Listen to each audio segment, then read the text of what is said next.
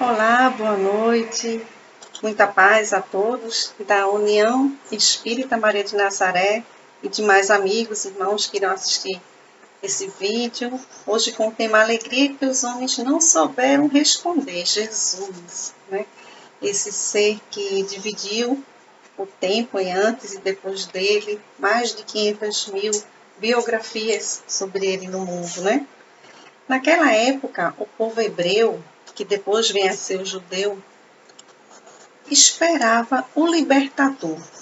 Eles estavam há 430 anos escravos dos egípcios, depois dos babilônios, depois dos romanos, um povo submetido. Só na Galiléia, aquele povo ali teve 7 revoluções e foram massacrados violentamente. Então estava lá no Antigo Testamento, com riquezas de detalhes, a vinda desse Messias, tão esperado. Aliás, esperado desesperadamente por ele. Queria libertar o povo do jugo, na mente deles, daquele jugo físico, daquela escravidão das algemas dos trabalhos forçados, né? A gente vê lá em Isaías, que foi um dos quais mais anunciou a vinda do Messias. Ele diz assim, no capítulo 1, 23, Eis que a Virgem conceberá e dará à luz a um filho, e o chamando pelo nome de Emmanuel, que traduzido é Deus conosco, né? Se refere a esse Messias. Então, houve um planejamento espiritual, como a gente vê lá no livro A Caminho da Luz, de Emmanuel, pela psicografia de Chico Xavier, com relação a essa vinda do Cristo, né? Entre 600 e 200 anos antes do Cristo, uma atmosfera diferente na Terra. Emissários também foram enviados, como Sócrates, Platão, foram enviados antes, durante e depois do Cristo. Recebemos esses emissários. Então a gente observa o que é que Jesus tem de diferente, então, desses outros emissários, porque o Cristo poderia simplesmente escolher não descer à terra, não descer em estatura, mas descer no sentido de vir para um ambiente tão duro, né, tão trevoso, digamos assim. Mas ele escolhe. Só é capaz de escolher um sacrifício alguém que ama, é capaz de renunciar. Então Jesus passa a ser a resposta de Deus à humanidade, porque leia-se povo de Israel, toda a humanidade, aquela humanidade que estava em sofrimento, né, escrava. Mas Jesus é o libertador das consciências, né, libertador da escravidão moral, que, consequentemente, liberta da escravidão física, das doenças, né? Então, Jesus, a doutrina dele, que é o Evangelho, a Boa Nova, é algo que traria alegria para o povo.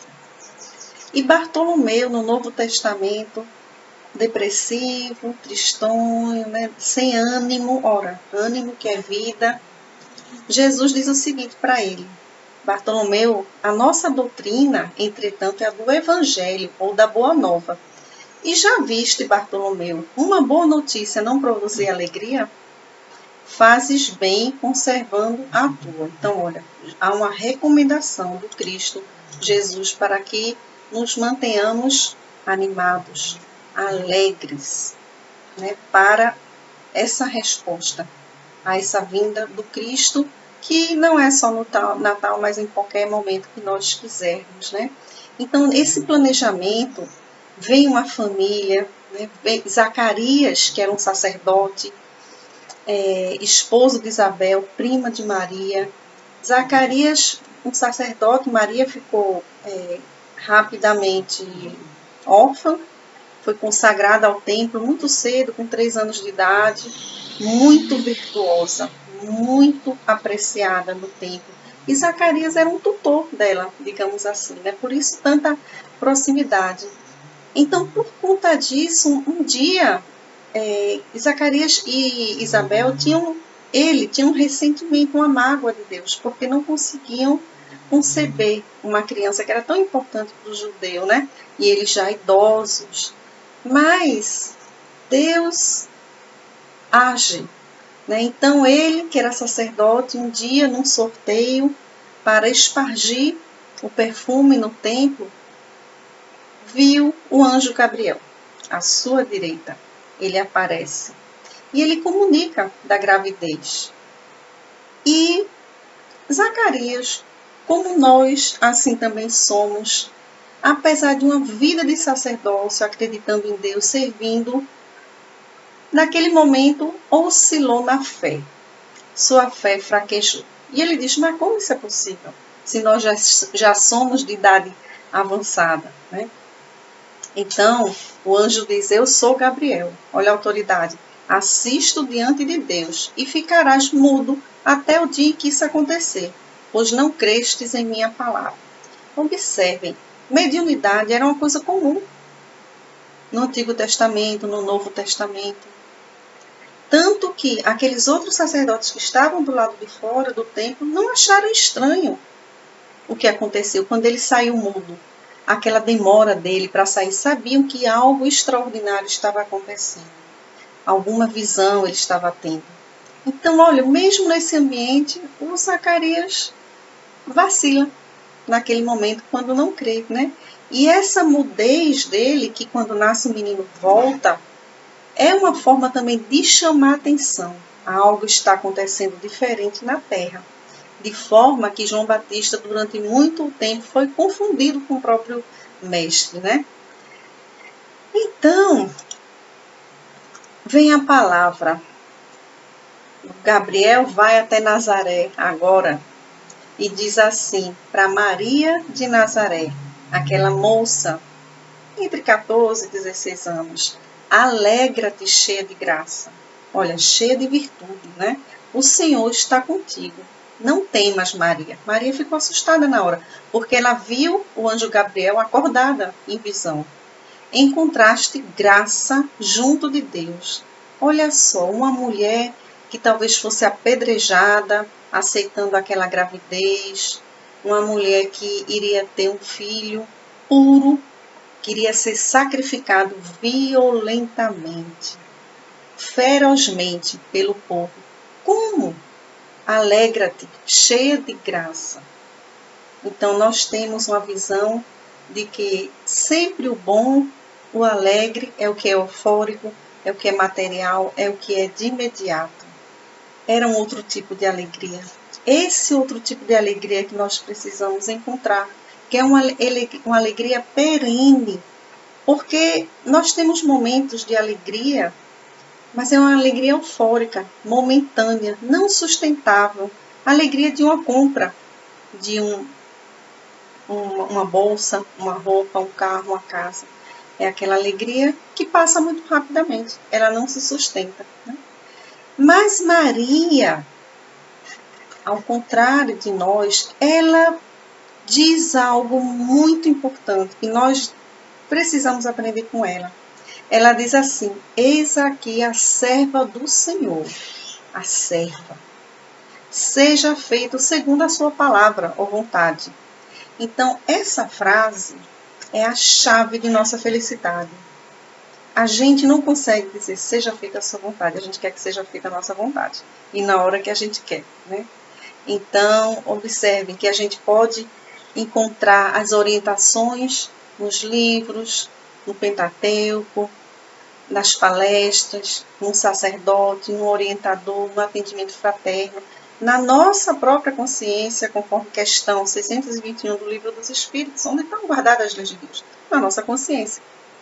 Mas nada disso adianta, serve, se não está no nosso querer seguir, aceitar, se não está na nossa vontade, né?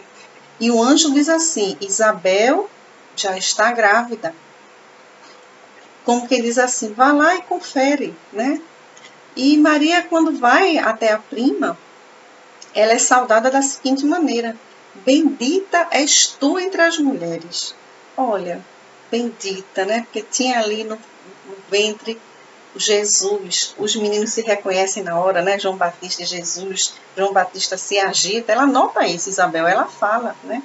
Ela diz, de onde me vem que a mãe do meu Senhor me visita? Pois quando a tua saudação chegou aos meus ouvidos, a criança estremeceu de alegria no meu ventre. A alegria do reencontro com aqueles afetos, com aqueles companheiros de missão. As crianças ficaram alegres, né? João Batista sentindo a presença ali de Maria. Que coisa interessante, né? Tantos, aparentemente aos olhos do mundo, infortúnios iriam passar, mas alegres por servir a Deus, alegres na infelicidade da terra, quando de uma prova já é um dever de experiência, de aprendizado. Eles conseguem ver muito mais além e se alegrar pela oportunidade de passar por um desafio. Nós temos muito a aprender com esses espíritos, né? Então ela diz, Isabel para Maria, feliz aquela que creu. Olha, é isso, feliz aquela que acredita. Feliz nós, se tivéssemos confiança suficiente em Deus e fé para saber que os momentos difíceis irão passar. E vai vir aquela alegria verdadeira mais na frente, né? Porque justamente ela diz, ó, porque, pois o que lhe foi dito da parte do Senhor será cumprido. Lógico, Deus é fiel, né? Está escrito nos livros sagrados, Deus não falha, quem falha é a gente. E 5 meses depois nasce o nosso querido João, o Batista, né? Que vem a batizar Jesus mais na frente. Quando Cristo nasce, no 8º dia, conforme o costume judeu, Jesus nasceu, viveu e morreu judeu, Maria e José vão com 2 pombos, um casal de pombos, no templo, para poder fazer a circuncisão. E quando chega lá, encontra em estado mediunizado um profeta, um médium, no templo. Tira a criança dos braços de Maria e Maria deixa, ela se rende. E ele diz assim, agora, Senhor, despede em paz o teu servo, segundo a tua palavra, pois os meus olhos já viram a tua salvação. A salvação, fora da caridade não há salvação. A lei do amor que Jesus trazia. A caridade é o amor em ação. Longe do outro, então, não há salvação. Não adianta querermos viver isolados, sozinhos, descartando as pessoas, evitando a dor de um relacionamento, porque é difícil, né? Joana de Ângeles nos diz o seguinte, que o mandamento amar a Deus sobre todas as coisas e ao próximo como a ti mesmo é tão difícil para a gente porque a gente não compreende ainda esse amor, né? Entre as questões 10 e 11, diz assim no Livro dos Espíritos, pergunta Kardec, por que pode o homem compreender a natureza íntima de Deus? E a resposta é não, falta-lhe para isso o sentido. Quando seu espírito não mais estiver obscurecido na matéria, né, já ter passado pelas encarnações, já se livraram dessa fase, pela sua perfeição, olha o estágio de perfeição, do espírito puro, se houver aproximado de Deus, então o verá e o compreenderá. Nós não compreendemos. Então, o Deus que nós compreendemos é Jesus. Jesus é a materialização de Deus para a gente. O que a gente conhece de Deus é Jesus, que é o amor, né? O Deus do amor. E aí nós vemos o seguinte, que por isso precisamos primeiro nos amar, diz Joana, já que não sabemos amar a Deus ainda. Primeiro nos amamos. Amamos, vamos compreender o outro e vamos amar o outro também, que naturalmente estamos amando toda a criação de Deus e amando a Deus, né? Então, quando a gente lembra desse nascimento, dessa vinda desse Cristo à Terra, a época do Natal é uma época que tem uma contradição, porque é uma época que as cidades ficam iluminadas, pisca-pisca, cheias de luz, né? Porém, artificialmente, uma luz externa. Essas luzes não iluminam o nosso íntimo, não nos trazem calma, tranquilidade, paz, não aquecem nossa alma. A gente lembra de Jerusalém, a cidade alta, cidade luz, onde ficava o templo. De lá, os clarões eram emitidos e todo o povo via. Por isso era a cidade luz, né? Era um lugar. Então, não faz sentido nós né? Nesse sentido, nós fizemos da luz do Natal, que a luz do Natal é o Cristo, é Jesus. Nós fizemos dessa luz, desse Jesus, um lugar, um período, um presente material, né? Mas mesmo assim, essa questão material que envolve nessa época nos aproxima de todo jeito, nos traz a presença de Jesus, né? Que segundo Chico Xavier, nessa época, o Cristo se aproxima mais da terra e sentimos essas vibrações, por isso nos sentimos mais sensíveis, inclusive. E existe festa na espiritualidade nessa época, em homenagem ao seu nascimento. No livro Violetas na Janela, o espírito Patrícia, ela comenta que na colônia, naquele mês, se escolhe um tema e a peça teatral, coral, tudo é feito em cima daquele tema, né? Nessa época que nós sabemos que não foi a época verdadeira que o Cristo nasceu, provavelmente, porque em dezembro é muito frio naquela região, os pastores não estariam com suas ovelhas de madrugada trabalhando, né? Lucas traz lá no capítulo, logo no início, Lucas traz essa narrativa, né, dessas ovelhas de madrugada.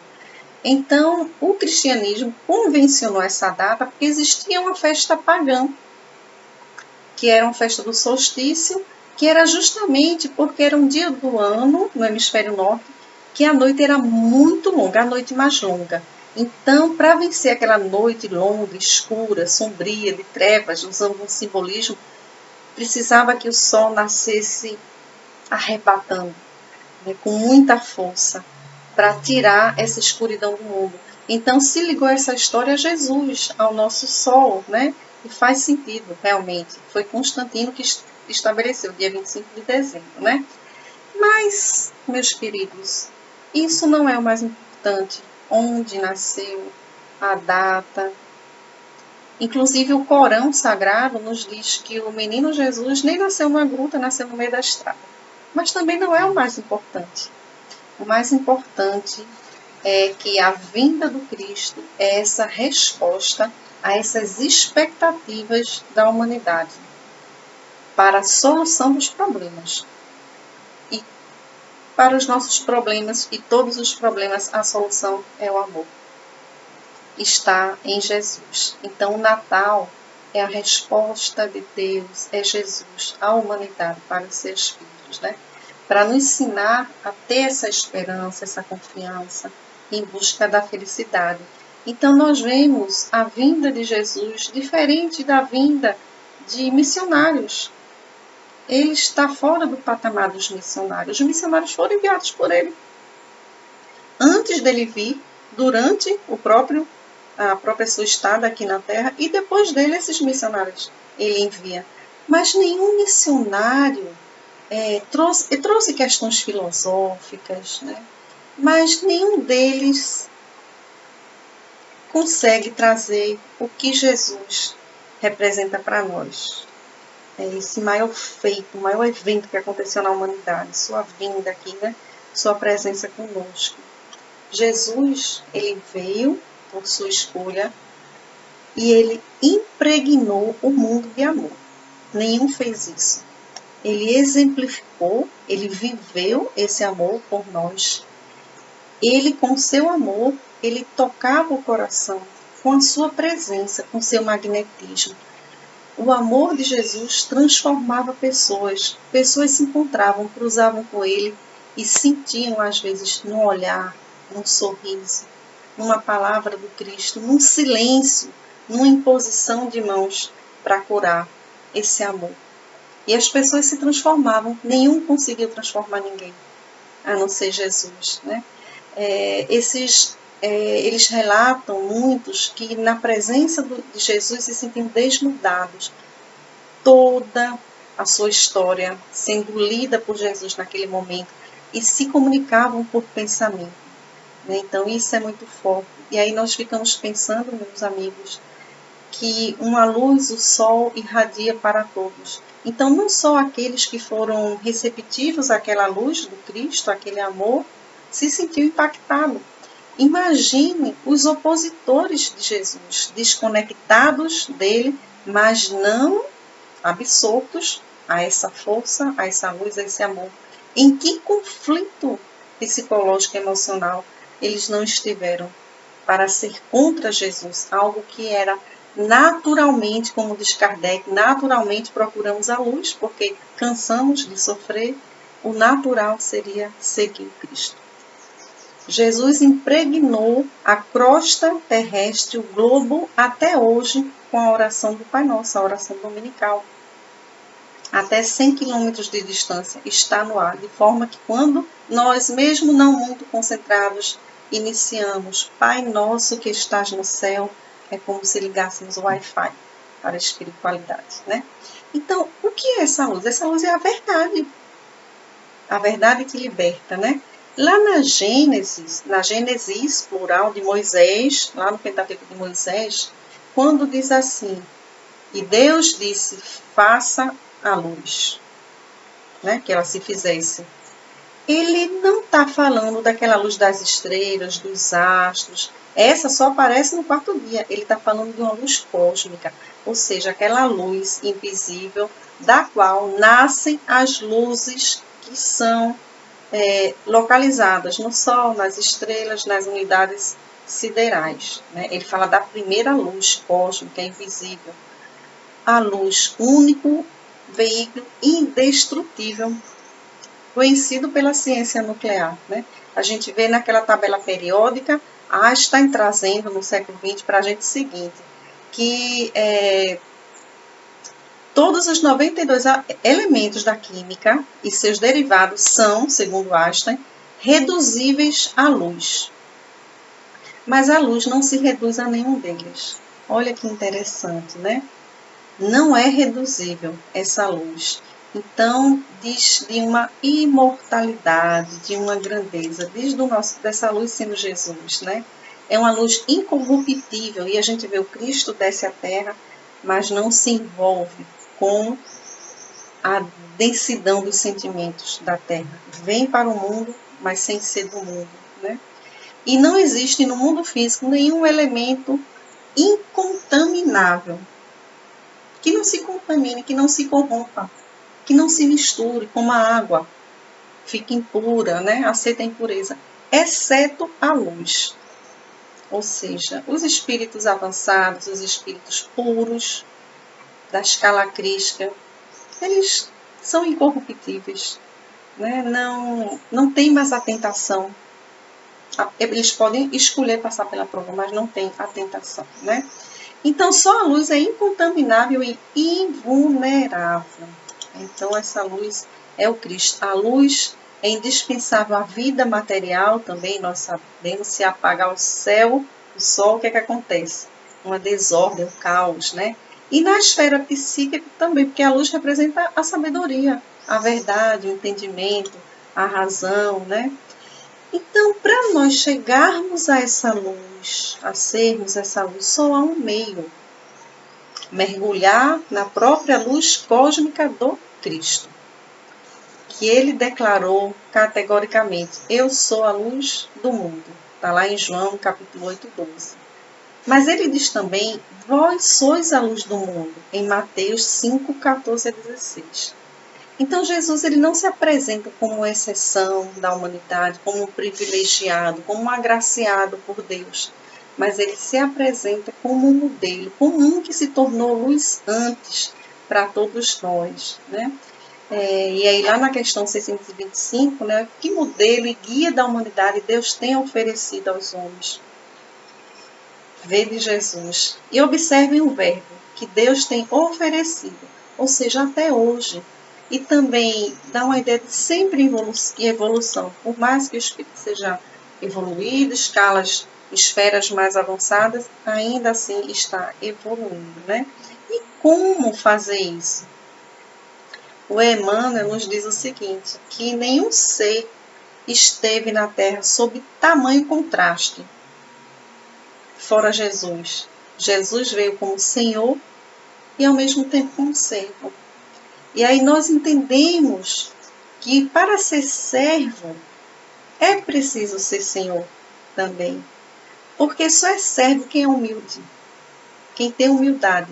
E um espírito evoluído que cresce, crístico, não prescinde da humildade, não dispensa a humildade, né? É da sua natureza. A luz, ela tem como finalidade, assim como o sal, servir aos outros. Ela simplesmente ilumina, o sol nasce para todos, nós costumamos dizer, né?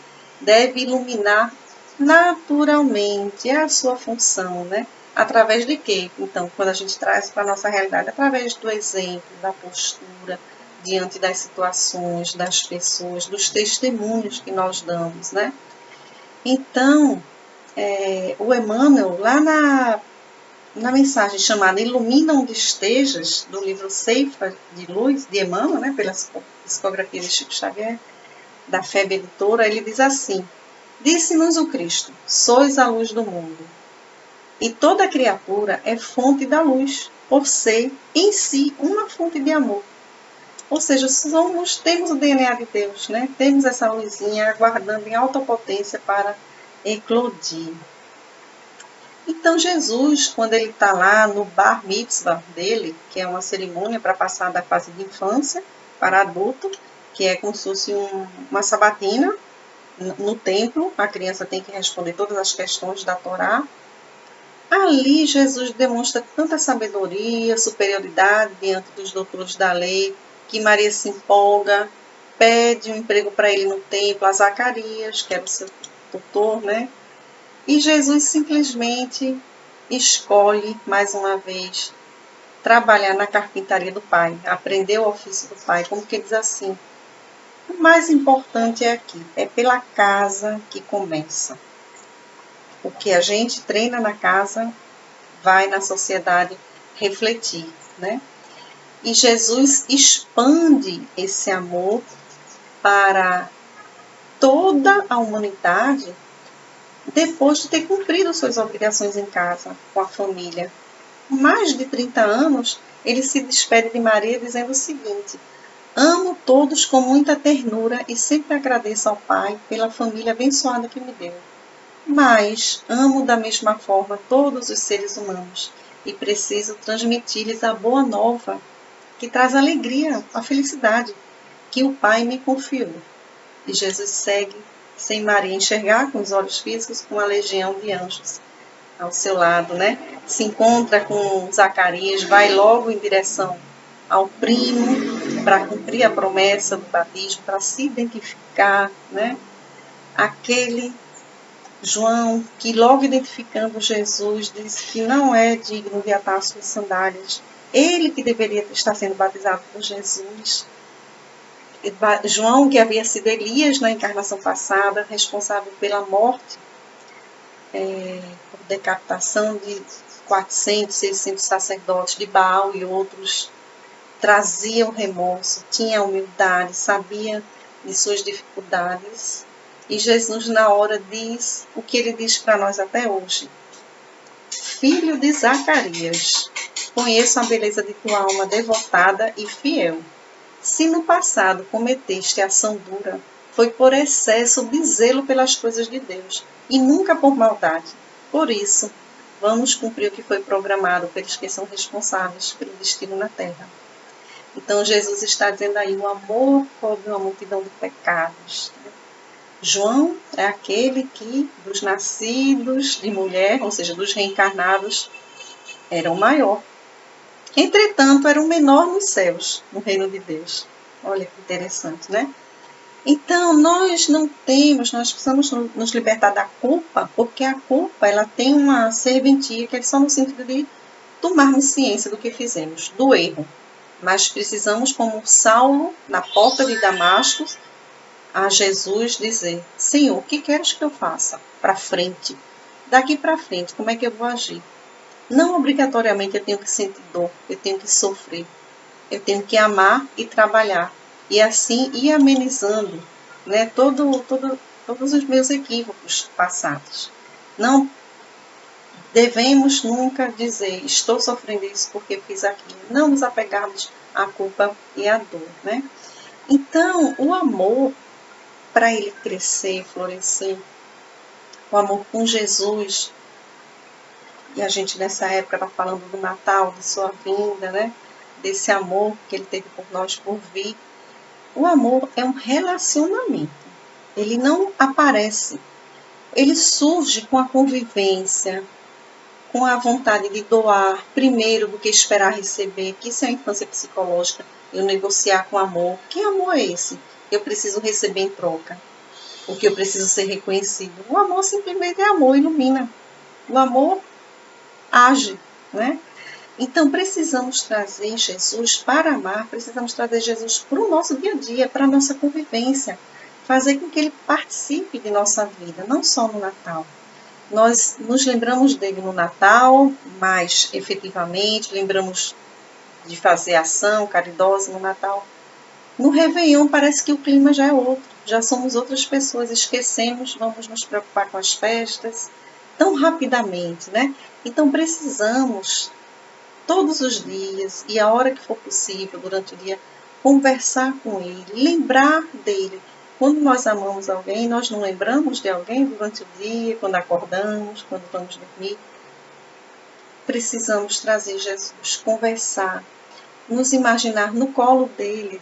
João, o evangelista, agora aquele mais novinho, recostava a cabeça no peito de Jesus, do lado do coração de Jesus, o discípulo amado, né? O discípulo mais que demonstrava mais amor.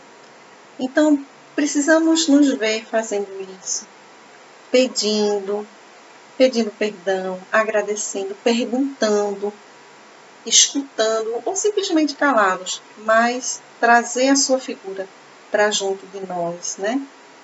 Isso requer uma humildade. Isso requer uma humildade, né? Então, o evangelho é sentimento. O evangelho não é intelectualismo, né?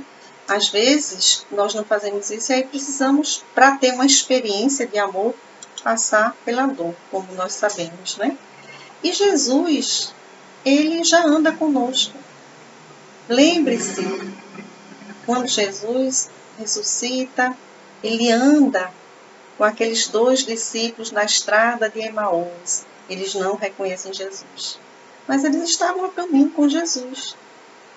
Sentem aquele aconchego na fala familiar, um trejeito.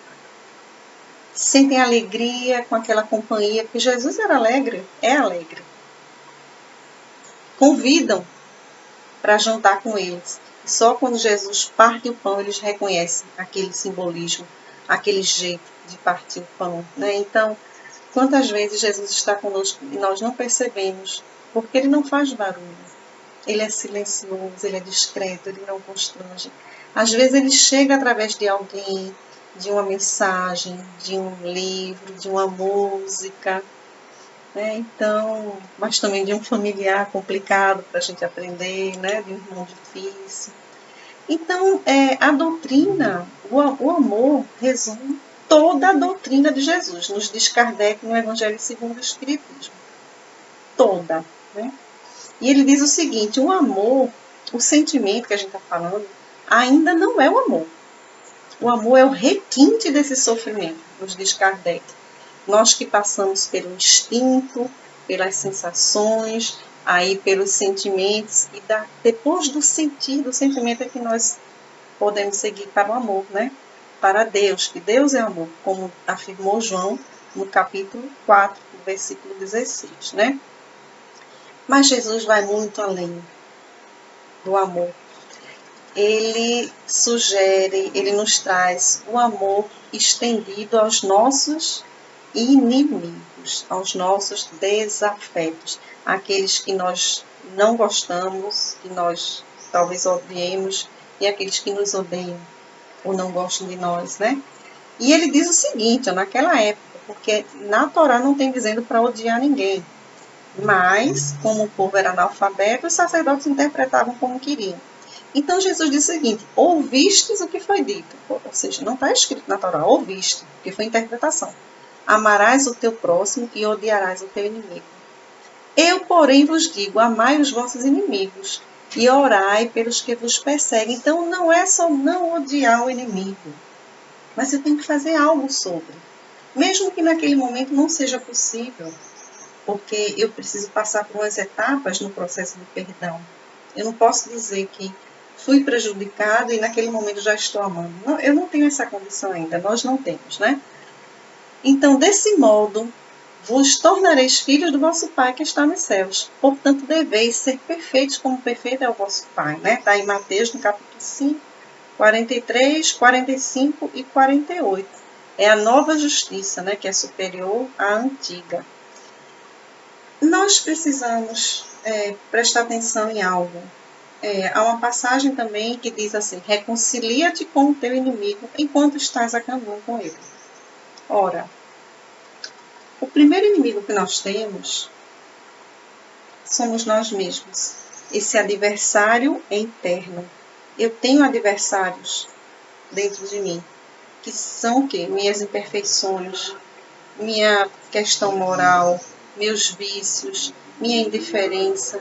Porque observe, odiar não é o contrário de amar. O contrário de amar é indiferença. É a indiferença nossa. É a indiferença de passar e não ver alguém sofrendo na rua, por exemplo. Não se compadecer de compaixão, não fazer algo que é possível. Quando eu não posso fazer nada, eu posso fazer pelo menos uma oração.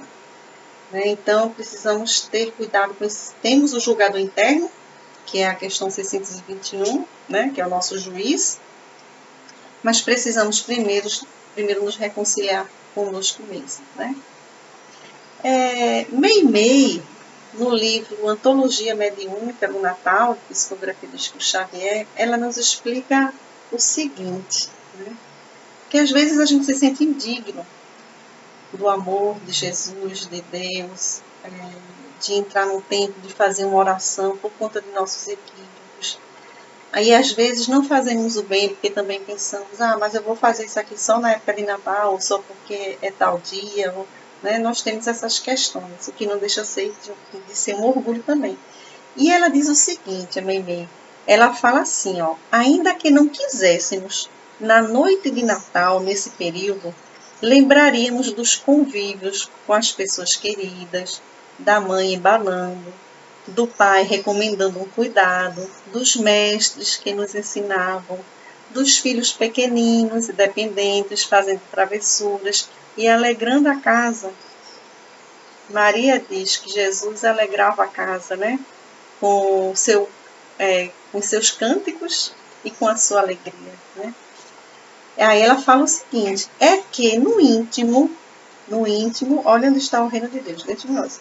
Ele, Jesus, está pedindo, é ele conversando com a gente, na realidade.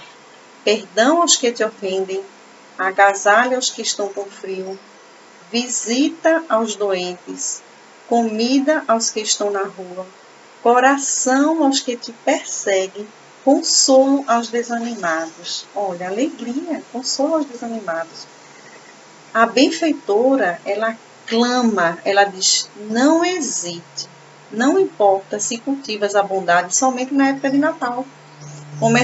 Comecemos a viver com Jesus, mesmo que por algumas horas e de vez em quando, sim, mas comecemos, E nessa época especificamente, que a gente fica mais sensível, diz Chico Xavier, que essa presença, como nós falamos, de Jesus, nos emociona, que ele se aproxima mais naquela noitezinha ali perto da virada de 24 para 25 de dezembro, nessa época. Então, desperta bons sentimentos. Então, aproveitemos esse despertar, essa psicosfera mais amorosa, para podermos deixar isso durante o ano todo. E não criticar também quem só nessa noite fica mais ameno, mais tranquilo, mais simpático, tenta uma reconciliação. Não vamos dizer, só está assim porque é noite de Natal. No outro dia volta. Mas se no outro dia voltar, voltou. Nós não podemos fazer nada, não cabe a nós. É o outro. Mas naquela noite a gente pode estimular. A gente pode reconhecer. E isso dá ânimo para a pessoa manter, Então, eu queria, meus amigos, finalizar com um poema que está também nesse mesmo livro, Antologia Mediúnica do Natal, que é de uma poetisa cearense chamada Francisca Clotilde. E ela diz assim, a noite é quase gelada, contudo, Mariazinha é a menina de outras noites que treme, tosse e caminha. Descalça, vestido roto, Mariazinha lá vai, sozinha sem a mãe que a beije, menina triste sem pai. Aqui e ali pede pão, está faminta e doente. Vadia, sai depressa, é o grito de muita gente. Abatida, fatigada, depois de percurso enorme, estira-se na calçada. Tenta o sono, mas não dorme. Nisso, um moço calmo e belo surge e fala doce e brando. Mariazinha, você está dormindo ou pensando? A pequenina responde, erguendo um bracinho nu. Hoje é noite de Natal, estou pensando em Jesus. Não recorda mais alguém? E ela a chorar disse, eu penso também com saudade em minha mãe que morreu.